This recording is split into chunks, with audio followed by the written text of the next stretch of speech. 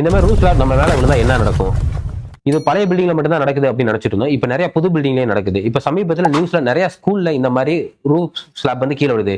இத டெக்னிக்கலா நாங்க ஸ்பேலிங் ஆஃப் ஸ்லாப்னு நாங்க சொல்லுவோம்.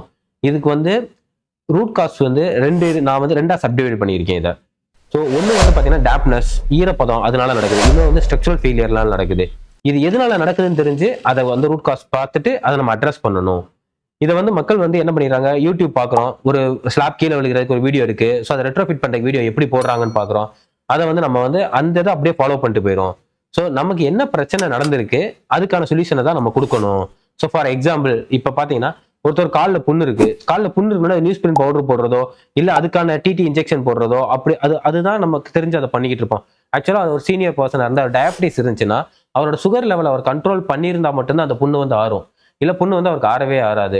சுகர் எங்கேயோ இருக்கு, சுகர் பிரச்சனை எனக்கு இல்ல அப்படின்னு சொல்லி அத விட்டுட்டோம் அப்படின்னா, அந்த புண்ணு ஆறாது. நம்ம என்ன ட்ரீட்மெண்ட் குடுத்தாலும் அந்த இடத்துல அது வந்து சொல்யூஷன் ஆகாது. டெம்பரரி சொல்யூஷன் தான் இருக்கும். அது மாரி தான் இந்த ரூஃப் ஸ்லாப் கீழ விழுகுது அப்படின்றது வந்து பார்த்தீங்கன்னா, ஒரு சீரியஸ் இஷ்யூ.